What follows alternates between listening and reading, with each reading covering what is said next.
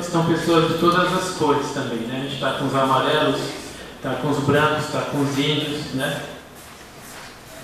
A gente só quer tornar a sociedade um pouco melhorada no sentido de que tenhamos as mesmas oportunidades.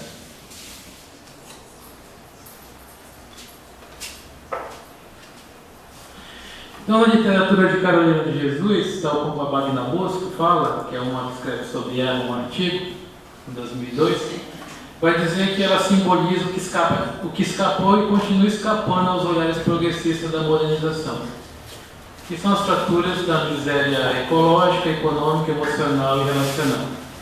A miséria ecológica, a favela do Canindé, né, depois elas foram despejados porque ia construir a marginal ali no Canindé, aí tiveram que tirar todos aqueles favelados de lá e não sei onde colocaram, com certeza levaram para locais mais distantes. Uma cidade de Deus, né? Ou uma imperatriz, né? Que tira da beira-rio e leva lá, pô. Depois as pessoas reclamam, pô, vocês estão me trazendo para cá, não tem escola e não tem posto de saúde.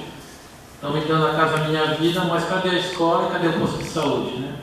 Então essa miséria ecológica que, como ela diz, escapou e continua escapando.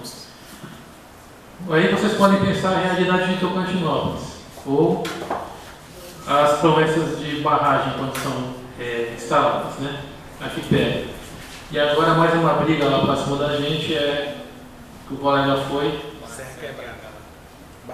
A barragem de Serra Quebrada. Mais uma que vem aí. Vai ficar em frente a Itaguatins. Itaguatins. Já vão querer tirar Itaguatins de lá, que a gente vê começando o carro, para construir a barragem, né? Sem falar as construções na Amazônia, né? Então a miséria ecológica que ela viveu, um rio Tietê que ainda era um pouco navegável, mas já estava ficando sujo. Depois agora não se navega mais nem se nada, né? Uma miséria econômica, que é da pobreza, a emocional e a relacional, né? Ela relata a relação entre os favelados, e os favelados e os das casas de alvenaria eram sempre conflitantes, né? Outra imagem da Carolina de Jesus, as casinhas lá atrás. Quando chove, eu trago aqui porque me sensibiliza, porque eu venho também de Belém, que é uma cidade que chove muito, tem uma poética da chuva, né? É uma poética que também sensibiliza a Carolina. Ela fala muito da chuva. Então, quando chovia, ela se via impossibilitada de sair e ela se debruçava sobre o livro, né? Ouvindo a chuva. Ou antes de dormir, ela se via para acalmar e relaxar e viajar, né? O nervoso que eu sentia ausentou-se. Aproveitei a minha calma interior para eu ler. Isso acontecia muito, vários episódios do livro, quando ela se sentia nervosa por não ver a comida em casa. Então, o Aldado Dantas vai chamar a atenção que a palavra fome ou a falta de comida aparece em quase todas as páginas, em todos os dias, a preocupação com a comida, né? Que são as duas fontes que a gente já havia se referido anteriormente, a de pão e de leitura que ela tinha, né? E ela só conseguia repousar quando ela dava comida para os filhos e depois que ela conseguia ler, né? Ela só conseguia repousar depois de ter saciado essas duas fontes, que são dois temas muito fortes na literatura dela também. Aqui uma das fotos raras dela lendo.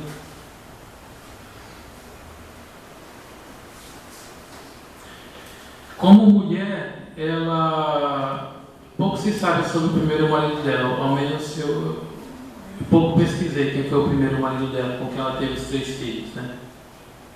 Que ainda estão vivos. Mas ela tinha 2 pretendentes, o seu Manuel e o seu João, que eram da favela. Ambos queriam casar-se com ela, mas ela não queria casar porque ela via tanto violência contra a mulher na favela, né? porque ela falava, eu não quero passar por isso. Essas mulheres se dizem casadas, me criticam por ser mãe solteira, mas elas são obrigadas a fazer o que os maridos pedem e ainda apanham diariamente, né? Ela via os maridos chegarem bêbados em casa, espancar a mulher, espancar as crianças, e ela não queria isso para ela. Então ela recusou 2 pedidos de casamento, o do seu Manuel e depois o do seu João, né? Então ela achava que também que um homem, o machismo da época, não ia gostar de uma mulher que não pode passar sem ler, né? Ela não ia aguentar esse tipo de machismo. Um homem não ia aguentar uma mulher que levanta para escrever e que deita com lápis embaixo do travesseiro. Por isso é que eu prefiro viver só para o meu ideal, que era o ideal de escrever e ler. Aqui é uma imagem dos manuscritos dela, de 15 de julho de 55. Tinha até uma caligrafia bonita, né, para quem tinha somente o 2º ano.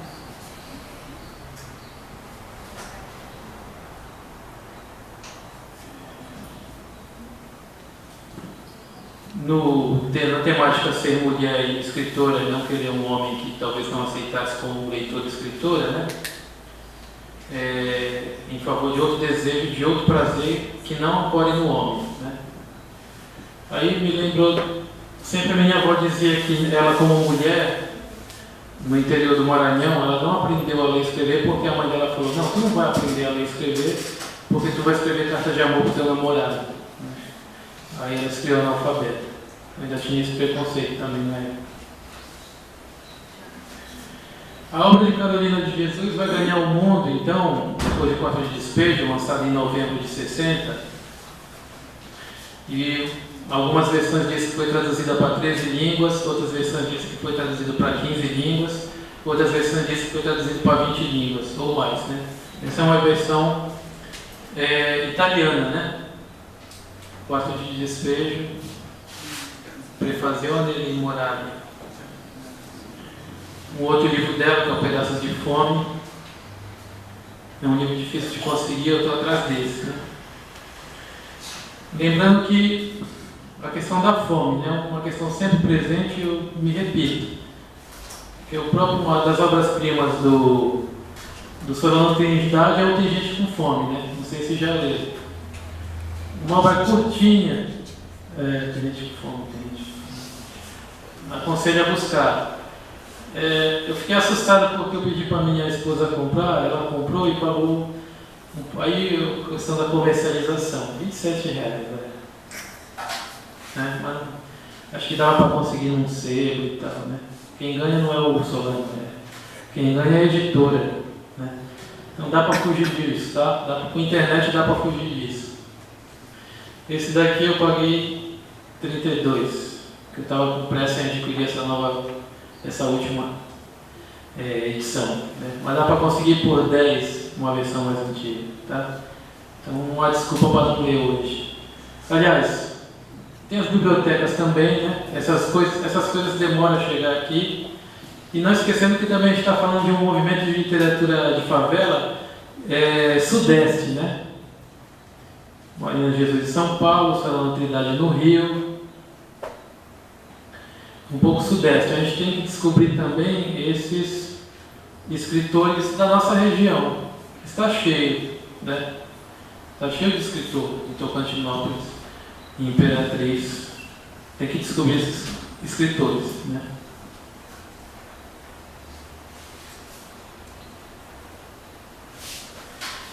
Bom, a leitura como vício, ela associava a leitura ao vício da bebida. Como ela vinha muito problema do alcoolismo na favela, para ela o embriagar-se, ela falava, não gosto de beber e não gosto de dançar.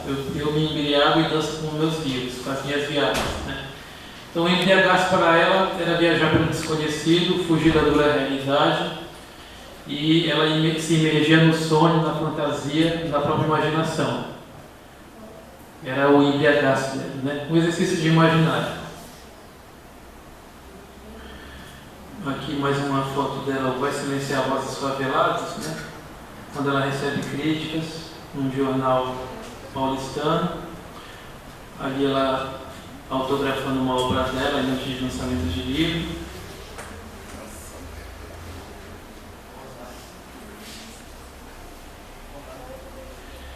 Então, o livro tem muitas passagens emocionantes e numa delas eu chorei, não tenho vergonha de dizer, confesso aqui, que não saiu daqui. Não, eu ferir o meu machismo. Eu ferir o meu machismo, os colegas aí sabem também. Mas eu chorei quando ela descreve um filho espancando o pai na favela, um senhor de idade. Aí pesou porque, né, nos leva a uma profundidade de relações com os nossos. Aí pesou. Então, muitos momentos do livro você trava a respiração porque são realidades que ocorrem a todo momento, né, de violência. E outros que você fala, pô, mano, que maneira de dizer as coisas, né? Uma, para ela se pensava residindo num castelo de ouro que reluzia a luz do sol e que as janelas são de prata e as luzes brilhantes. E à vista dela circulava um jardim onde ela contemplava flores. É preciso criar esse ambiente de fantasia para esquecer que estou na favela, né? Então a capacidade da literatura se apropriar da realidade ou do artista se apropriar da realidade e fazer dessa apropriação uma outra criação, uma outra construção de uma outra realidade capaz de ser também vivida, nem que seja de forma fantasiosa, para suportar a realidade mais dura com a qual a gente convive, né? Essa é a capacidade do artista. E na literatura também, como arte, né? Nos lembrar que somos humanos.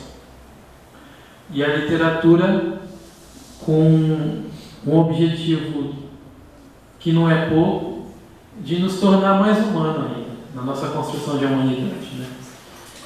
E a literatura com esse objetivo trágico também, porque não existe vitória. Na construção da humanidade não existe vitória, porque existe também forças que nos desumanam, né? Então esse compromisso ele é trágico, porque ele tem que ser contínuo, ele não acaba nunca. Ele é trágico nesse sentido. Eu nem preciso falar que a nossa discussão de desumanidade atual envolve tanto os nossos problemas locais, as nossas injustiças locais, o número crescente de violência, assassinato e aquela loucura que você vê. Eu estava vendo na internet e eu parei de ver, porque eu estava descendo. A imagem da menina estuprada porque era cristã na Síria e a menina com a cabecinha cortada ao lado do avô. Se você buscar, você encontra essas bestialidades. Se você buscar, você encontra. Eu estava começando a procurar o que estava acontecendo na Síria, crianças com cabeça cortada, já basta aquele vídeo do cara sendo cortado ao vivo, né? Então essas bestialidades você encontra. Então existe sim uma força diabólica, no sentido de diabos, né? Que separa o que é humano do humano, de desumanizar o que poderia ser mais humanizado, né? E existe sim, ainda bem, o simbólico, né? Que é o que une os símbolos, né? Que contradiz o diabolos, porque você sabe que o diabolos era a metade do prato separado. E as pessoas se reconheciam como sendo da mesma irmandade quando juntavam as metades e formavam do diabolos o símbolo, a união, né? Aí reconhecia a irmandade no outro. Então essa construção de humanidade, ainda bem que existe o movimento resistente ao contrário, que se faz pela arte, né? Que se faz pela literatura, que é o de buscar construir humanidade. Porque existe sim uma força em cada um de vocês de também ser desumano, de também cair na loucura. Existe, em potencial, de ser desumano e de ser mais humano, mais do que você é hoje, né? Existe essa potencialidade. E eu sempre acredito que o caminho é a educação pela literatura, pela arte. Então, a Carolina de Jesus fez a sua própria vida. Nesse sentido, eu concordo com o João Rufino, que ela é autônoma, que ela conseguiu fugir de poder ter sido uma pessoa violenta, infeliz, trágica e marginalizada, mas através da escrita ela conseguiu se humanizar mais, né? Alcançou notoriedade, não só por isso ficou famosa, mas teve um reconhecimento, conseguiu comprar sua casinha, conseguiu se expressar e conseguiu ser reconhecida hoje como literata, uma das literatas brasileiras respeitadas, não só no Brasil, mas no mundo. Em 2009 ela alcança 1 milhão de exemplares vendidos, empatando com o Jorge Amado. De 2009 para cá, com esse ponto centenário dela, acho que ela caminha com uns 2 milhões de obras, né? Só que, infelizmente, ela foi mais vendida nos Estados Unidos e na Alemanha. Uma colega está fazendo o doutorado dela agora sobre a obra de Carolina de Jesus em alemão, que tiveram 18 edições na Alemanha. 18 edições. E virou filme lá. Assim como nos Estados Unidos. Já na década de 60 ela já se torna conhecida nos Estados Unidos, vira um filme e vende mais de 200 mil exemplares nos Estados Unidos, né? Até porque os Estados Unidos na década de 60 se preocupa muito com as questões sociais na pediatria, e ela relata muito maus tratos de crianças no livro, né? E os Estados Unidos, quando foi traduzida para o inglês, se interessou aos pediatras norte-americanos, porque naquele momento eles estavam criando termos como síndrome da criança espancada, né? E depois virou síndrome da criança maltratada. E isso influenciou a literatura pediátrica norte-americana como literatura, mais que no Brasil, para você ver que uma mulher negra pobre teve que ser reconhecida lá fora para depois ser, né, esse movimento que vocês já sabem de muito tempo, né? Muita gente boa é reconhecida lá fora e depois vem para o Brasil. Ah, você foi conhecido nos Estados Unidos? Ah, então tá bom, então vai ser reconhecido aqui, né? Então, ela sofreu isso. Esse era o castelo que luzia dourado, rodeado de flores, banhado pelo sol, onde ela morou por, acho que 12 a 16 anos, se não me engano, e escreveu a sua primeira obra, né? E mesmo assim, sendo apedrejada, ela conseguiu sobreviver e dar sentido a uma vida que pode também ser exemplar através da arte, e a qual ela fundou o seu castelo. Eis aí o castelo, né? O de Carolina, a maioria de Jesus, que nos convida a construir os nossos próprios castelos, né? Como vocês estão construindo seus castelos, né? Vocês, aos mais jovens, recomendo sempre a mergulharem na leitura, né? E aí recomendaria, eu ia falar mais, mas vou passar a palavra. A literatura de favela, a literatura popular, né? No caso a literatura de favela, de quem mora dentro da favela, depois ganhou novas fases, tá? Na fase atual, nós tivemos movimentos de sarau nas periferias, no caso de São Paulo, né? Aí você teve o Sérgio Vaz, com a poesia, você conhece o Sérgio Vaz, né? Depois eu tive um amigo da capoeira que mora no Taboão da Serra, o Alan da Rosa, que lançou Cabula, da Cabula, lançou Zagaia, né? Ganhou o mundo com a literatura dele, visto uma visão de quem mora na comunidade, né? Porque o que existia muito era pessoas escrevendo sobre a comunidade, né? E as pessoas que escreviam da comunidade, morando nela, demoram muito a ser reconhecidas, né? E o último livro do Alan, que ele estava no México falando sobre, é o Pedagogia, Autonomia e Mocambagem, né? Foi a dissertação de mestrado dele. Nós tivemos o mesmo orientador na FEUSP, né? Eu não tive a oportunidade de conhecê-lo na FEFELESH. Né? Até 2006. 2006? Eu fiquei até 2006. Mas eu vi que o senhor fez graduação, mestrado, doutorado lá, né? Uma vida inteira na USP. O senhor mora no CRUSP? Não? Então tá, o convite que a Carolina nos deixa é: construam o seu próprio castelo.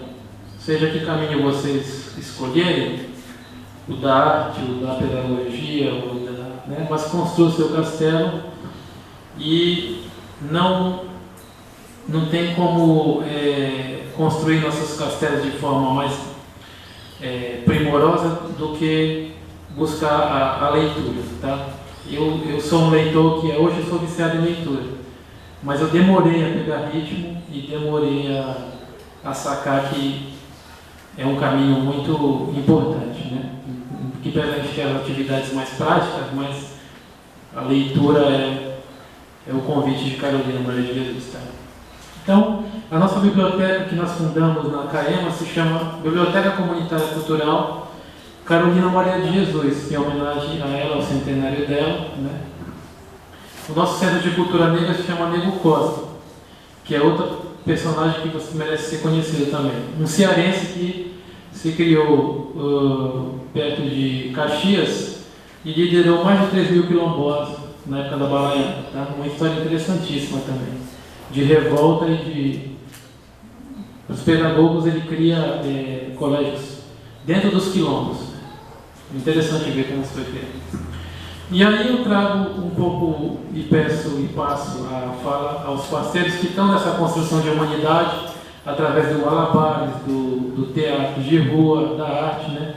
E eu pediria que eles se apresentassem e falassem um pouco de si e como a gente vem colaborando com a construção da biblioteca, que vai receber agora 200 livros, né? Então eu passo a palavra para ele. Bom dia.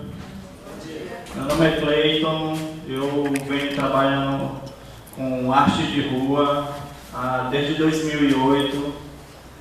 Nós fizemos uma ocupação na antiga biblioteca abandonada que tinha lá em Imperatriz, que fizemos um movimento que surgiu no 5º Fórum de Cultura de Imperatriz, que foi o movimento Ocuparte. Aí desde então nós vemos desenvolvendo uma arte com malabares, palhaço, artesanato. E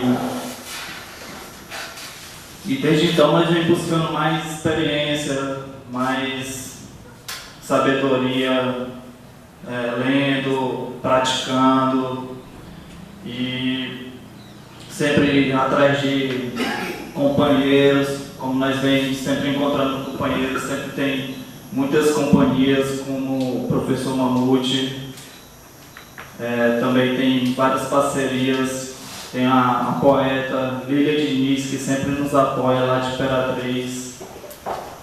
Temos também, sempre ficamos buscando cursos, porque é muito difícil para um artista de rua ser reconhecido na sua cidade. Temos que lutar muito, porque o preconceito é constante.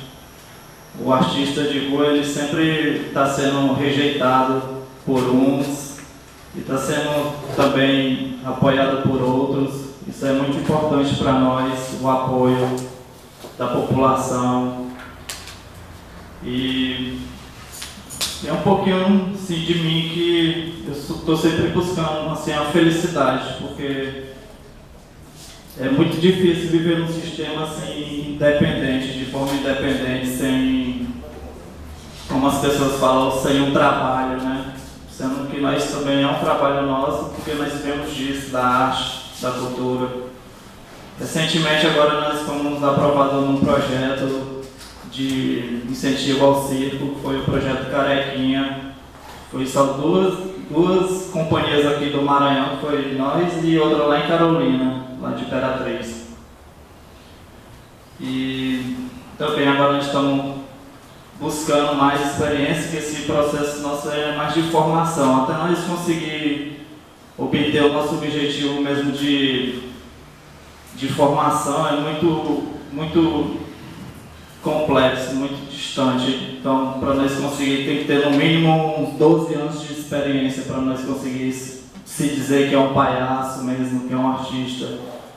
até nós conseguir isso tudo, nós estamos sempre lutando e buscando mais companheiros e valorização do nosso trabalho. Então, vou passar a palavra aqui para o nosso amigo Léo. Então, primeiramente, bom dia. Por essa mais de apresentação, meu nome é Leonardo Pires. Sou estudante de Ciências Biológicas da Universidade Estadual do Maranhão.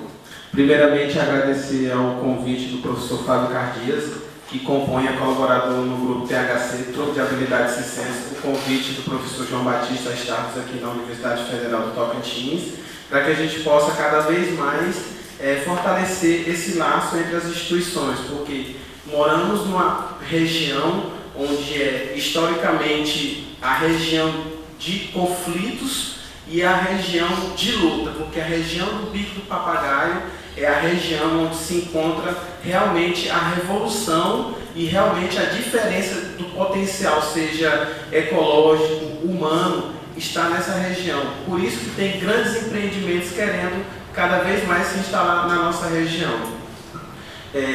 Eu, além de ser estudante de ciência biológica, acredito que a fomentação da arte vem em contraponto a esse sistema capitalista que cada vez mais acaba despoldando, tirando de si algo que é fundamental, a sua criatividade, a sua produção. Não tenha medo de produzir, não tenha medo de criar, porque é essa sua produção, essa sua criação que vai fazer diferença no dia de amanhã. Porque somente com a educação que a gente vai conseguir mudar os moldes, os modos e as paredes desse Brasil.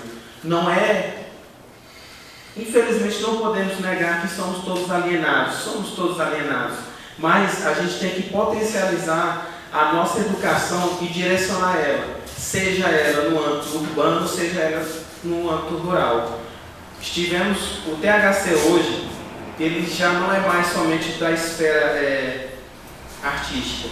A gente participa do Fórum de Mulheres, a gente participa junto com colaboradores no MST, a gente colabora também junto com o Fórum da Cidade. Estivemos presentes nas audiências públicas que disseram não ao empreendimento da Suzano, disseram não ao empreendimento da Hidrelétrica Distrito e agora estão dizendo não ao empreendimento de Serra Quebrada, que irá afetar diretamente Tocantinópolis. Quem gosta da Prainha da Santa, por favor, diga adeus, porque ela vai sumir, e boa parte dali, porque vai acabar sendo impactado. Se nós não tomarmos realmente a posição necessária nessa sociedade, que é hoje de enfrentamento, em contraponto a esse sistema, cada vez mais vamos estar sucumbidos somente a baixar a cabeça e dizer sim, senhor, porque somos negros, somos índios, somos nordestinos, somos maranhenses, somos do Tocantins, somos tocantinenses, mas somos, além de tudo, defensores do nosso território, a nossa territorialidade, a nossa tradição, os nossos costumes, a nossa cultura, que é isso que estamos perdendo e isso que nos deixa cada vez mais longe desse humano que o professor estava falando, porque não conseguimos observar a nossa aproximação ao meio ambiente como uma retomada a esse contraponto do sistema, porque somente com a valorização dos nossos espaços e a adequação a gente vai conseguir uma maior proximidade. É difícil? A gente tem que cada vez mais estar ligando aqui a Universidade do Tocantins, a da UEMA, o Maranhão, a do Pará, porque se a gente não conseguir se contrapor a Vale, a Suzano, a Odebrecht, que futuramente vai chegar aqui também, porque estamos passando por um processo... Já tomou o saneamento básico da cidade. Aqui a Odebrecht já toma de conta da água, né? Lá em Imperatriz estamos passando por esse processo. Neste momento agora que a gente está aqui, está acontecendo uma audiência pública lá em Imperatriz para dizer não à privatização da água, porque acreditamos que a água, de acordo com a lei de resolução do CONAMA 460 de 2003, a água é um bem fundamental, prioritário à vida, é um bem essencial da nação. Então, é de fundamental importância que a gente cuide dela e com qualidade, não podemos deixar que ela seja privatizada. Nossa, não tem